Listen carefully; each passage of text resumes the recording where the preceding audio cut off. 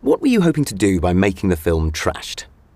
Well, I think the role of the film for me was to raise awareness on the topic and get it into the press so that people could start having a meaningful conversation about waste, which is not a particularly attractive subject, let's say.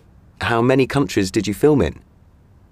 We ended up actually filming in 11 countries, but the stories that I've chosen are universal, and obviously I spoke to people in communities in more countries than we actually filmed in, but the stories are certainly not isolated. They're repeated around the world, sadly, wherever you kind of want to pick, actually.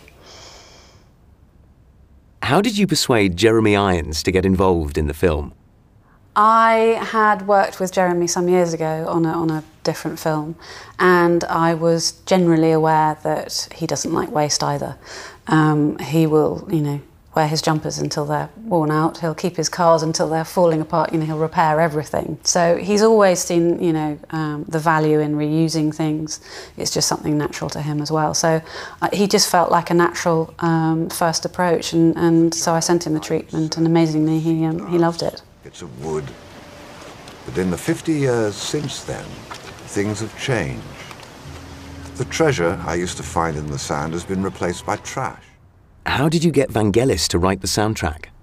Well, Jeremy and Vangelis have been friends for years, so Jeremy sent him the rough cut of the film, and Vangelis absolutely loved it. He is also a committed environmentalist, so he's always been aware.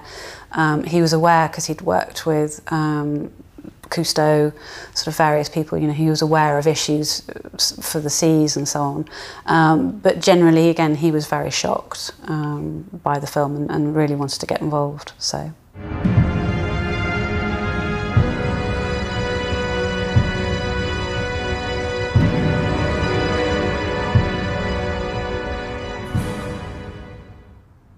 What research did you do before you started making the film?